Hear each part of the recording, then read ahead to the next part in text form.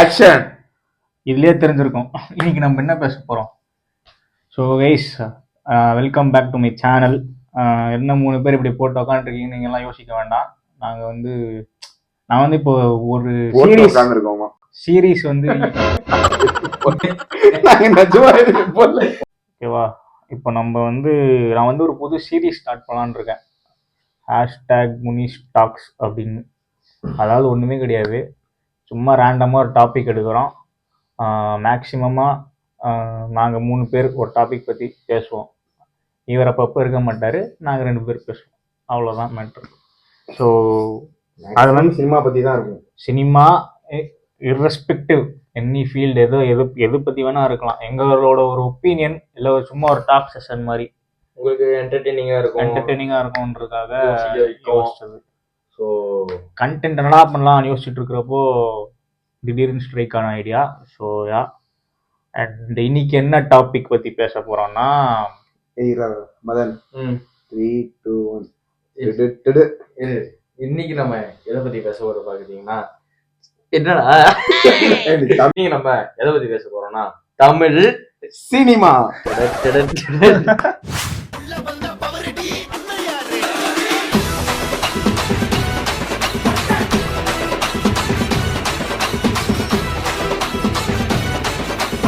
Okay guys, என் friend வந்து ஒருத்தர் ஹரின்னு, என் classmate, கூட படித்த பையன். இப்போ வந்து ரீசெண்டாக ஒரு இனிஷியேட்டிவ் எடுத்து பையன் ஒரு நல்ல இது பண்ணிகிட்ருக்கான். புதுக்கோட்டையில் வந்து ஃபாட்டெக்ஸ் அப்படின்ற ஒரு த்ரிஃப்ட் ஷாப் ஆரம்பிச்சு. அதாவது ஸ்டோர் இருக்கும், you can purchase online, offline purchase கிடையாது. ஆன்லைனில் நம்ம ஆர்டர் பண்ணி நம்மளுக்கு வரும். ட்ராப் ஷிப்பிங் பண்ணுறானா இல்லை வேறு என்ன பண்ணுறான்னு தெரியல. ஓகே, இல்லை சொன்னான், அவனாக போய் மார்க்கெட்டில் போய் ஹேண்ட் பிக்டாக எடுத்துட்டு வரான் க்ளோத்ஸ் அப்படின்னு சொன்னான். உன் வீட்டில் சொல்கிறா ஹெல்ப்ஃபுல்லாக இருக்கும் அப்படின்னா. ஸோ ஹாரி நான் சொன்னேன், எங்கள் வீடியோ நிறைய பேர் பார்க்க மாட்டாங்கடான்னா, சொல்கிறா பரவாயில்லடா அப்படின்னா. ஸோ அவனுக்காக ஸோ நான் கீழே லிங்க்கு வீடியோலாம் போடுறேன், டீட்டெயில்ஸ்லாம் கீழே போட்டு விடுறேன், செக் பண்ணுங்க. ஆல் ஓவர் கலெக்ஷன்ஸ்லாம் நல்லா இருக்கும். இப்போ புதுசாக பெருசாக ஏதோ லான்ச் பண்ண போகிறேன், பெரிய ஸ்டெப் எடுக்க போகிறேன்னு சொன்னால் சப்போர்ட் பண்ணுங்கள். உங்களுக்கு எதாவது வேணும்னா பாருங்கள், இன்ஸ்டா பேஜ் கூட கீழே போட்டு விட்றேன். ஆல் ஓவர் தமிழ்நாடும் ஃப்ரீ டெலிவரி, ஓகேவா. மற்றபடி புதுக்கோட்டை சுற்றி இருக்கீங்கன்னா நீங்கள் அந்த இன்ஸ்டாவில் போய் நீங்கள் காண்டாக்ட் பண்ணி பேசிக்கலாம். ஸோ கண்டிப்பாக சப்போர்ட் பண்ணுங்கள். அப்படியே எங்களையும் கொஞ்சம் சப்போர்ட் பண்ணுங்கள். கீழே சப்ஸ்கிரைப் பண்ணுங்கள். நான் சப்ஸ்கிரிப்ஷன் பட்டன் இருக்கும், அது ஒரு அமுத்தினீங்கன்னா எங்களுக்கும் ஒரு சின்ன சப்போர்ட் தான். வேறு ஒன்றும் இல்லை, வேறு எதுவும் சின்னதாக ஃப்ரெண்ட்ஸ், சின்னதாக ஒரு அமுக்கு தான். சின்னதாக பண்ணிங்கன்னா நாங்கள் புதுசாக பார்க்குறீங்கன்னா போய் பழைய வீடியோலாம் பாருங்கள், பிடிச்சிருந்தா சப்ஸ்கிரைப் பண்ணுங்கள், அவ்வளோதான். மற்றபடி எதுவுமே கிடையாது. பிடிச்சிருந்தா பண்ணுங்கள், பிடிக்கலன்னா டைம் எடுத்து பண்ணுங்க. பிடிச்ச வரைக்கும் வெயிட் பண்ணி பிடிக்கலாம்னு பண்றா.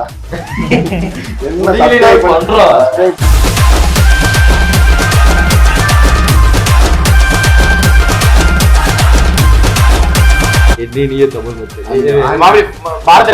நீங்க பிரேம்குள்ள யாரு இருக்கான்னு பாத்தீங்கன்னா தெரியும், ஹீரோ சார். ஐயோ, பாக்கலன்னா போய் கடைசியில் ஷார்ட்லயும் பாருங்க, கீழே லிங்க் போட்டு விடுறேன், link in description. Okay, cinema பற்றி தான் பேச போகிறோம். அதாவது ரீசெண்ட் தமிழ் சினிமான்றது தான் டாபிக். தமிழ் சினிமானா தீபாவளி ரிலீஸ்க்கு அப்புறம் வந்த படங்கள். தீபாவளி ரிலீஸ் அந்த ரீசெண்டாக ஒரு 2 months முன்னாடி அப்படி சினிமா. ஸோ ஃப்ரெண்ட்ஸ், நம்ம வந்து இன்னைக்கு எதை பற்றி பேச போகிறோம்னா தமிழ் சினிமா பற்றி தான் பேச போகிறோம். அதாவது தமிழ் சினிமா மொத்தமாக இல்லை, ரீசெண்டாக வந்த படங்கள், உங்களுக்கு பிடிச்ச படம், பார்த்த படம், பிடிக்காத படங்கள் எல்லாமே. இது வந்து ரிவ்யூ, கிரிட்டிக்ஸ் அந்த மாதிரிலாம் தெரியாது, அந்த மாதிரிலாம் கிடையாது. ஜென்ரலா ஒரு ஒப்பீனியன். இப்போ நாங்க ஒரு டாக், நாங்க சும்மா ரேண்டம் டாக் மாதிரி தான் ஃப்ரெண்ட்ஸ். அந்த டாக் செஷன் இருக்குல்ல, அந்த மாதிரி தான். அவ்வளவுதான். பாத்தியா இல்லையா, எப்படி இருக்கு, என்ன எதுன்ட்டு. ஸோ இவன் வந்து ஒரு பயங்கரமான சினிஃபைல். எல்லா படமும் இர்ரெஸ்பெக்டிவ் டு த லாங்குவேஜ் எல்லாமே உட்காந்து பார்ப்பான். அதனால இல்ல அப்படி கிடையாது. ஆனா வச்சுக்கலாம், என்ன மேட்டர், ஆனா பயங்கரமா கிரிட்டிசைஸ் பண்ணுவேன், அந்த மாதிரி பேசுவேன். நான் வந்து எல்லா படமும் உட்காந்து பார்ப்பேன். எனக்கு இந்த பிடிக்காதுன்ற கான்செப்டுக்குள்ளேயே நான் போக மாட்டேன். நான் ஜென்ரலாவே அப்படிதான் வச்சுக்கோங்களேன். இவனும் கிட்டத்தட்ட அதே மாதிரி தான். ஓகே, ஸோ தமிழ் சினிமா அப்படின்னா நாங்கள் ரீசெண்ட் தமிழ் மூவிஸ் தான் பேச போகிறோம். ஸோ அதாவது பர்சனலா எதை பத்தி ஆரம்பிக்க போறோம்னா ரீசெண்டா அதான் மெய்யழகன். ரீசெண்டாக பார்த்து என்ன பாதிச்ச இல்லை எனக்கு பிடிச்ச படங்கள் அப்படின்னா மெய்யழகன், அமரன், வேட்டையன், ரப்பர் பந்து, எல்லா படம் தான் தமிழ் சினிமா பீக்ல இருந்துச்சு. ரீசெண்டா ரிலீஸ் ஆச்சு. பிளாக் வந்து நான் பார்க்கல, தலைவர் பார்த்துருக்காரு, இவங்க 2 பேரும் பார்த்துருக்காரு. மெய்யழகன் ஏன் எல்லாருக்கும் கனெக்ட் ஆச்சு, சில பேர் கனெக்ட் ஆகல, ரொம்ப ஸ்லோவா போகுது அது இதுன்னு சொல்லிட்டு இருந்தாங்க. ஆனா எனக்கு எனக்கு என்ன பொறுத்த வரைக்கும் எனக்கு கனெக்ட் ஆச்சு, இவனுக்கும் கனெக்ட் ஆச்சு. என்னை பொறுத்த வரைக்கும் ஒரே விஷயம் தான், 96 வந்து தேடி தேடி போய் அதை கனெக்ட் பண்ணிக்கிட்டவங்க அதிகம். ஆனா மெய்யழகன் வந்து எல்லாரும் போனதுனாலதான் கனெக்ட் ஆகல. நிறைய ஃபேமிலி ஆடியன்ஸ் அப்படி அந்த என்டர்டைன்மெண்ட் ஃபீல்டுக்குள்ள இருக்கவங்க பார்த்ததுனால இந்த கனெக்டிங் ஃபீல்டு அந்த இதுக்குள்ளே வர முடியல அவங்களாட்டி. அதனாலதான் அது கனெக்ட் ஆகல என்ன பொறுத்து நான் தான் சொல்லுவேன். ஆனா அந்த படம் எடுத்த ரசிகர்களுக்கு அது யாருக்காக எடுத்தாங்களோ மேக்ஸிமம் அது எல்லாருக்கும் ஃபுல்ஃபில் பண்ணிருக்கோம் அந்த படம். ரீசெண்டா நான் ஒரு இன்டர்வியூ பார்த்தேன், நம்ம டைரக்டர் பிரேம்குமார் இருக்கார்ல, அவர் சொல்லியிருப்பாரு, எனக்கு வந்து ஃபாரின்ல ஓவர்சீஸ்ல மற்ற கண்ட்ரீஸ்ல மற்ற ஸ்டேட்ஸ்ல எல்லாம் பயங்கரமா கனெக்ட் ஆச்சு. நம்ம ஸ்டேட்ல நம்மளை பத்தி எடுக்கிறப்போ சில விஷயங்கள் கனெக்ட் ஆகலை அப்படின்றது எனக்கு ஒரு வருத்தம் அப்படின்னு சொன்னாரு. அது அவருக்கு வருத்தம்ன்றதை தாண்டி எனக்கும் என்னடா அப்படி புரியவே இல்லை. ஏன்னா இப்போ ஒரு படம் எனக்கு பிடிக்குது, அது எனக்கு ஒர்க் அவுட் ஆகுது டேய் அப்படின்னா நான் வந்து நம்ம ஏதாவது நம்ம ஏற்கனவே நினைச்சிருப்போம் இப்படி நடந்தா நல்லா இருக்கும்ல அப்படின்னு. அது திடீர்னு நம்ம எதிர்பார்க்காத டைம்ல ஒரு ஸ்கிரீன்ல நடக்கிறப்போ ஏய் சூப்பரா இருக்கு அப்படின்ற மாதிரிதான் இருக்கும். ஸோ அந்த மாதிரிதான் மெய்யழகன். அதாவது எனக்கு வந்து பேசிக்கலி இந்த ரூட்ஸ், நம்மளோட ட்ரெடிஷன்ன்றதை தாண்டி பிடிக்கும், அந்த கனெக்ட் இருக்கும். அரவிந்த் சாமி வந்து அவரோட பாரம்பரிய வீடு விட்டு போயிட்டு திருப்பி அவங்க ஊருக்கு வர்றது, அந்த நாஸ்டாலஜி அன்றதான் அந்த ரிலேட்டிவ்ஸை மட்டும்தான் கொஞ்சம் அவரு தள்ளி நிற்பாரு அது என்ன கான்ஃபிளிக்னால. மற்றபடி அந்த ஊரு அந்த எப்படி சொல்றது அதுல இருக்கிற என்ன அந்த பீப்புள் அந்த மக்களோட கேரக்டர், அவர் வந்து அந்த ஊர்ல எனக்கு அந்த ஊர் சைடு அதெல்லாம் ரொம்ப பிடிக்கும்னால நான் ரொம்ப ஈஸியா கனெக்ட் ஆயிட்டேன். எனக்கு ரொம்ப பிடிச்சிருந்தது. அது நிறைய பேருக்கு ஏன் கனெக்ட் ஆகல எதுக்கு பிடிக்கலன்றது தெரியல. லென்த் ஃபேக்டரா இருந்தாலுமே ஆனா அந்த படத்துல லென்த் வேணும் தான். ஆமா, ஏன்னா அந்த கதை சொல்றதுக்கு கான்வர்சேஷன் பிட்வீன் 2 பேருன்றதுனால இதுதான் என் கருத்து. இது ஏன் கருத்துன்றத தாண்டி மை ஒப்பீனியன், மை பெர்ஸ்பெக்டிவ். தெரிஞ்சு நிறைய பேர்த்தோட ஒப்பீனியன் அப்படி இருக்குதான் இருக்கும்னு நினைக்கிறேன். ஸோ வந்து அதாவது 2 பேர்த்தோட கான்வர்சேஷன் வந்து 2 பேர்த்தோட கான்வர்சேஷன் வந்து அவ்வளவு லென்த்தா இருக்கிறதுனால ஒன்றும் தப்புலதான் உட்கார்ந்து பாக்குற மாதிரிதான் இருந்துச்சு. என்னன்னா மலையாள சினிமாவே இல்ல, மலையாள சினிமாவே எடுக்கணும்னு சொல்றவங்க ட்ரை பண்ணும் போது அதை பாராட்டாம அந்த இந்த பெரிய ஃபேன் பேஸ் இருக்குல்ல தமிழ் சினிமாக்குன்னு, அவங்க வந்து அதை ஏத்துக்காம போறதுதான் இங்க பிரச்சனையா இருக்கு. அவங்க வந்து அவங்களே அதையும் சொல்றாங்க, அதை எடுக்கும் போது அப்ரிஷியேட் பண்ணாம கிரிட்டிஸ் பண்றாங்க, அவ்வளவுதான். அது பண்ணாம இருந்தாலே கொஞ்சம் நல்லா இருக்கு. பிடிக்கலன்னு சொல்றதுக்கு எல்லாருக்கும் உரிமை இருக்கு. ஆனா இட்ஸ் யார் மணி, யார் வாட்சிங், யார் ஒப்பீனியன் எல்லாமே உங்களுக்கு தான். ஆனா எப்படி பிடிக்கலன்னு சொல்றதுக்கு ஒரு விதம் இருக்கு. நம்ம என்ன வேணா பேசலான்றது இல்லை, பேசுறதுக்குன்னு ஒரு விதம் இருக்கு. அந்த விஷயம் தான் நான் சொல்ல வரேன், மற்றபடி எதுவுமே கிடையாது. அது ஏன் அப்படின்னா அது இவங்க சொன்ன பாயிண்ட்டும் தான் அட்ரஸ் பண்றேன். எப்படின்னா ஒரு சில பேர் அந்த ப்ரீஃபிக்ஸ் நோஷனோடய வராங்க, இது இப்படி இருக்கணும், அப்படி இல்லைன்னா கலாய்க்கணும். அது அந்த தியேட்டர்ல இப்படி ஒருத்தன் வார்த்தை விட்டா 4 பேர் சிரிக்கிறது, அது எந்த இன்டென்ஷன்ல பண்றாங்கன்னு தெரியல. அது பின்னாடி எவ்வளவு உழைப்பு, பின்னாடி எவ்வளவு உழைப்பு இருக்கு, அதெல்லாம் தாண்டி ஓகே அதெல்லாம் டெக்னிக்கலா யோசிக்கிறது தாண்டி ஒரு ஜென்ரல் ஆடியன்ஸ்லயே பார்த்தாலுமே உனக்கு பிடிக்கலன்னா உன் கருத்து நீ சொல்லலாம். சொன்னதுதான் நம்ம தமிழ் சினிமால நல்ல படம் எங்க வரல மற்ற இண்டஸ்ட்ரியில இருக்கிற படம்லாம் கொண்டாடுறோம். அதை விட நல்ல படம் அதுக்கு ஈடான படம் நம்ம இண்டஸ்ட்ரியில வருதுதான். ஆனா ஏன் அந்த அளவுக்கு நம்ம கொண்டாட மாட்டோம்? நெகட்டிவிட்டி எனக்கு தெரிஞ்ச ரொம்ப அதிகமாவே இருக்கு. அது நான் வந்து ஸ்ட்ரெயிட் ஃபார்வர்டா சொல்லணும்னு நினைக்கிறேன். அது என்னன்னா என்ன படம் எதை எடுத்தாடா உங்களுக்கு சாட்டிஸ்ஃபை ஆகும், அந்த ஜோனை கொண்டு வந்துட்டாங்க. எப்படிதான்டா உங்களுக்கு சாட்டிஸ்ஃபை பண்றது? ஓகே, ஒரு ஸ்டோரி ஒரு ஆர்ட் நம்மள என்கேஜ் பண்ணணும், என்டர்டெயின் பண்ணணும்ன்றதெல்லாம் ஓகே.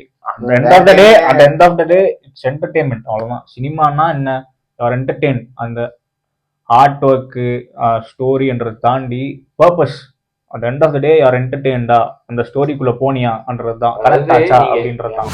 இப்போ இப்ப நான் இப்ப நாங்க எங்கேயோ ஆரம்பிச்சு ஏன் அவ்வளவு இது அப்படி எப்படி போகுது அப்படின்னா ஒரு டாக்ல அப்படிதான் போகும், அது okay. But end of the day என்ன சொல்ல வரேன்னா, மெய்யழகன் வந்து இன்னும் எல்லாரால ரிசீவ் ஆயிருக்கணுமோ அப்படின்னு நான் நினைக்கிறேன், அவ்வளவுதான். இப்போ அதே மாதிரி இப்ப டப்புன்னு கட் பண்ணி நம்ம வேட்டையன் படம்னு வச்சுக்கோங்களேன். இது நான் சொல்றேன், வேட்டையன் வந்து என்னை பொறுத்த வரைக்கும் வெல்மேடு தான். அது வந்து மேக்சிமம் ரஜினி ஃபேன்ஸை சாட்டிஸ்ஃபை பண்ணணும், அதுக்கான சீன்ஸ் எலமெண்ட்ஸ் எல்லாமே இருக்கும். அதே சமயம் மேக்சிமம் அந்த ஸ்டோரி பேஸ்டான இதுவும் கொடுத்துருப்பான். அதையுமே என்னடா இது குறை சொல்றீங்கன்னா, ரஜினி படத்துக்கு போறோம்னா அந்த ஃபேன்ஸுக்கு இருக்கணும். நம்ம ஊர்ல ஸ்டார் அவரு, அதை யோசிக்க மாட்டாங்க. நம்ம ரஜினியை பார்க்க போனா நான் வந்து Rajini super star title card வரும்போதே எனக்கு சிரிக்கும். அப்படிதான் இருக்கணும். அந்த மொமெண்ட்டை என்ஜாய் பண்ணக்கூடாது. அது எதுக்கு அப்படின்னா, ஆனா வேட்டையில ஒரு ஸ்டார் ஒருத்தர் வரும். ஆனா அதேதான், அதே கண்டென்ட்டும் இருந்துச்சு, அதே ரூட்டோட இருந்துச்சு.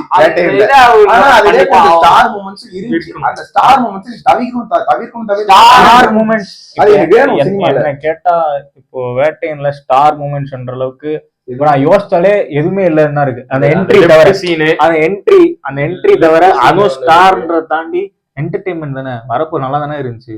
அதுக்கு மேல என்ன வேணும்? ஸோ வேட்டையனும் நல்ல படம் என்ன கேட்டா, அதையும் இது பண்ணி அங்கு மோசம் சொல்லி எதுக்கு அப்படின்ற மாதிரிதான் ஃபைனலா யோசிக்க தோணுது. நாங்க கங்குவா பத்தி ஏன் பேசலாம், நாங்க யாருமே கங்குவா பார்க்கல, இல்ல அதை பத்தியும் இல்ல. அது வந்து வன்மம் கிடையாது, படம் நல்லா இல்லைன்னால போய் பார்க்கல, சிச்சுவேஷன் அமையல, அவ்வளவுதான். என்னடா படம் நல்லா இல்லைன்னு நீங்களும் பாக்கலையான்னு நினைச்சிடாதீங்க. படம் கண்டிப்பா பாப்போம் தியேட்டர்ல. ஏன்னா இல்ல இந்த வீடியோ கன்வாக்கு முன்னாடி ஷூட் பண்ணிட்டோம், அப்புறம் தான் ரிலீஸ் போய் சொல்றா சும்மா.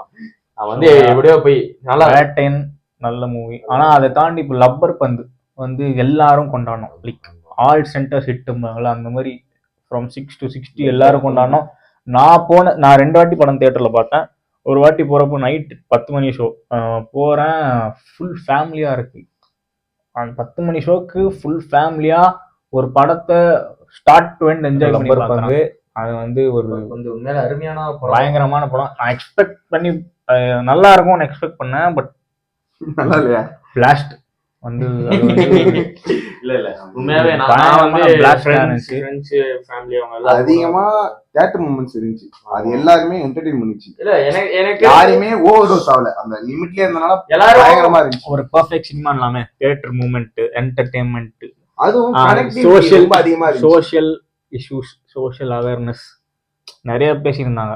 அது வந்து குட்டி குட்டி கொஞ்சம் தான் வச்சிருந்தாங்க, ஆனா சூப்பரா குட்டி குட்டி எல்லாமே ஃபுல் பேசி அளவுல குத்துணும் நறுக்குன்னு குத்தணும், அந்த மாதிரி லேசா அங்கங்க வச்சு சூப்பரா கவர் பண்ணி ஒரு பயங்கரமான ஒரு படமா போஸ்டர் வந்துச்சுலாமாப்ல. சோ லப்பர் பந்துன்னு அந்த பேட்டு அந்த இவரு நிக்கிற மாதிரி, ஹரிஷ்ரா நிக்கிற மாதிரி, நார்மலா ஒரு கிரிக்கெட் படமோ அந்த மாதிரி அதுக்குள்ள இருக்கிற ஒரு பாலிடிக்ஸ் அப்படி ஏதாவது தான் யோசிச்சு வச்சிருந்தேன். ஏன்னா ஹரிஷ் வந்து ஒயிட் ஜெர்சில இருந்தாரு, மேபி ஸ்ட்ரைங் ஃப்ரம் அ வில்லேஜ், அதுக்குள்ள இருக்கிற பாலிடிக்ஸ் தான் யோசிச்சு அந்த மாதிரி நினைச்சோம். ஆனா பார்த்தா அப்டேட் டோட்டலா வேற மாதிரி இருந்துச்சு. சூப்பரா டைரக்டர் எடுத்துட்டு போயிருந்தாரு. காஸ்ட் அண்ட் க்ரூ எல்லாமே பக்காவா இருந்துச்சு. நடிச்சவங்கல இருந்து எல்லாமே சூப்பரா இருந்துச்சு. மியூசிக்ல இருந்து ஷான் ரால்டன்லாம் பிரிச்சுட்டாரு. அவர் எப்பவுமே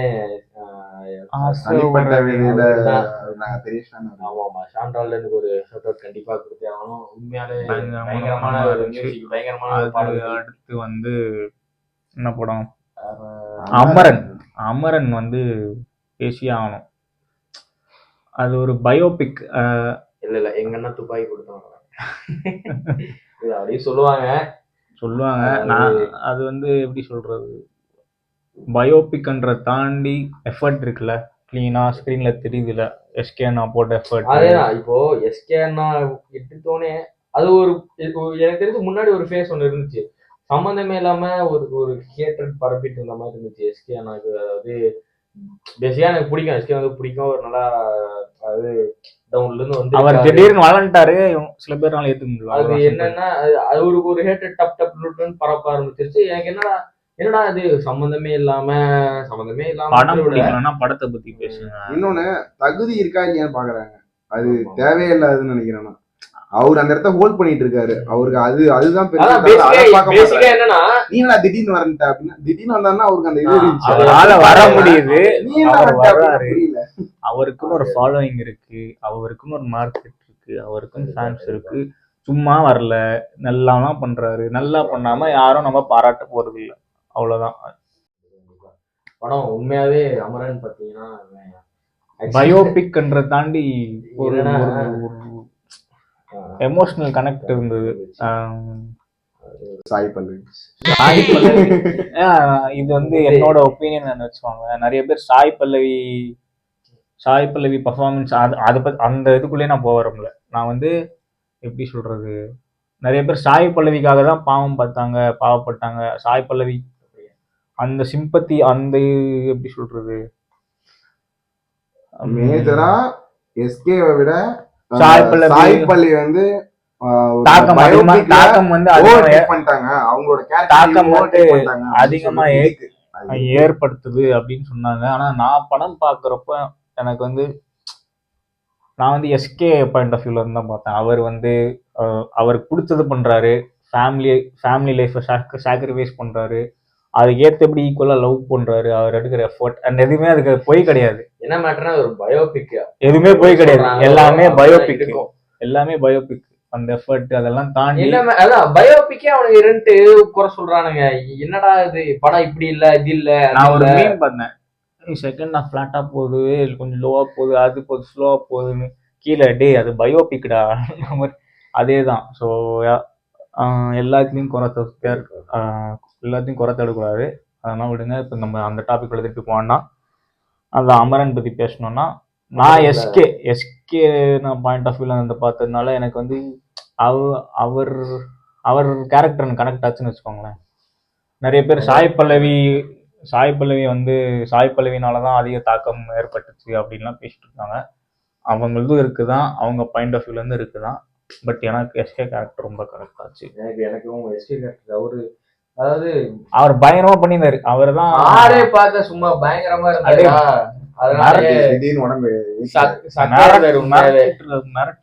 ஹீரோல கூட இந்த அளவு உடம்புல நீங்க ஹீரோல எங்கடா நார்மலா தான் இருந்தா. ஹீரோல நார்மலா தான். இப்ப இந்த படத்துல ஏஆர்எம்மோட படம் வந்து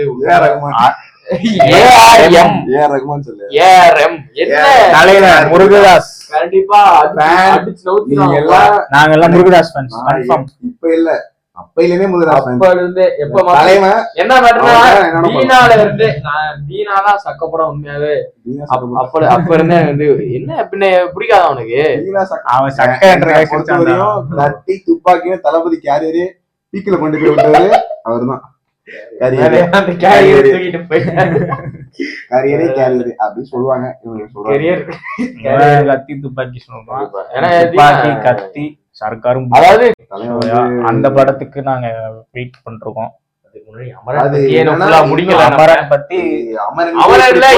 இன்னொரு பெரிய தூண் பாத்தீங்கன்னா நம்ம ஜிவிபி தான். சும்மா ஜிவி பிரகாஷ் அவரும் மியூசிக்ல வந்து எல்லாத்துக்குமே கண்டிப்பா பிடிச்சிருக்கும். மின்னலே பாட்டுல இருந்து பிஜிஎம்ல இருந்து எல்லாமே. என்னன்னா நான் அதுல ஒண்ணு மிஸ் பண்ணிட்டாங்க, அது ஏன்னு எனக்கு புரியல. அத ஒரு டைட்டில் டீசரா அதுக்கப்புறமா ஒண்ணு வருமே, அந்த இவரு கமல் சார் மேக்கிங் மாதிரி பண்ணிருப்பாரு. அந்த மேக்கிங்ல கமல் சார் ஒரு பிட் ஒன்று பாடி இருப்பாரு, போர் செல்லும் வீரம். அது ஒரு லைன், அது வந்து வேற லெவலா படத்துல எங்க யூஸ் பண்ணல, ஆனா சூப்பரா. அது வந்து அந்த மேக்கிங் டீசர் மாதிரி ஒண்ணு விட்டாங்க, அதுல வந்து பண்ணிருப்பாரு, சூப்பரா இருந்துச்சு. அது நான் உண்மையாலே வெயிட் பண்ண படத்துல எப்போ வரும் எங்க வரும்ட்டு. அது வரவே இல்லை. அது மட்டும் லைட்டா சங்கடம். ஆனா பிரகாஷ், சாய் பல்லவி, எஸ்கேனா இவங்க எல்லாரோட எஃபர்ட் தாண்டி இவரை பேசவே படல. ராஜ்குமார் பெரியசாமி அவரு தான் படம் எடுத்தது. ஸோ அவருக்கும் அந்த அப்ரிசியேஷன் கிடைச்சா நல்லா இருக்கும். தனுஷ் கூட படம் பண்றாரு. அப்படியா? பூஜை போட்டாங்க. மேக்கிங் ஏற்கனவே தெரிஞ்ச கதையா இருந்தாலும் அதுக்கு பின்னாடி இருக்கிற R&D எதுவுமே தப்பா சொல்லிடக்கூடாது. அந்த இது இருக்கணும், டைரக்டருக்கு அந்த ப்ரெஷர் இருக்கணும். எதுவுமே தப்பா சொல்லிடக்கூடாது, ஃபேமிலி அஃபெக்ட் பண்ணுவோன்றதை தாண்டி அவங்க ஒய்ஃப்கிட்ட போய் எல்லாம் கேட்டு இது பண்ணி, அதை தாண்டி அவர் உண்மையிலேயே இருந்த இடத்துல போய் ஷூட் பண்ணி அதெல்லாம் நம்மள்ட்ட கொண்டு வந்து சேர்க்கறதே ஒரு அவ்வளோ பெரிய ஒரு அதுவும் ஒரு பெரிய ஹீரோ வச்சுக்கிட்டு எடுத்து நமக்கு தெரியாத மாதிரியே, அதாவது அவரோட ஒரு ஸ்பெஷல் இதெல்லாம் எலமெண்ட்ஸ்லாம் ஆட் ஆன் பண்ணி நீட்டா ஒரு என்டர்டெய்னிங்கா கொண்டு போனாரு. பயங்கரமா கொண்டு போய் இன்னைக்கு சக்சஸ் அமரன் சக்சஸ் சொல்லவே தேவையில்ல.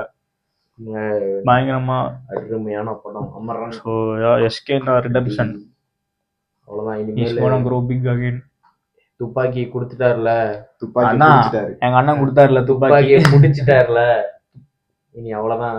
நாங்க தான் அந்த மாதிரி எஸ்கே ஃபேன்ஸ் எல்லாம் ஜாலியா சுத்திட்டு இருப்பாங்க. எங்களுக்கு தளபதி ஃபேன்ஸ் அடுத்து கடைசியா ஒரு படம் மனசே கஷ்டம். இல்ல, எங்க அண்ணன் திரும்ப வருவாருன்ற ஒரு நம்பிக்கை இருக்கு. 2 பேர் பண்ணுவாருன்னு ஒரு நம்பிக்கை இருக்கு guys. தப்பா நினைக்காதீங்க. 2 பேர் பண்ணுவாரு. வெயிட் பண்ணுங்க. ஜென்ரலா ஒரு ஃபேனோட கண்டிப்பா வருஷத்துக்கு ஒரு படம் வந்துச்சுன்னா யாருக்கு தான் தளபதி பத்தி யோசிக்க ஆரம்பிச்சோன்னா அவ்வளவுதான், எங்கேயோ போயிடும்.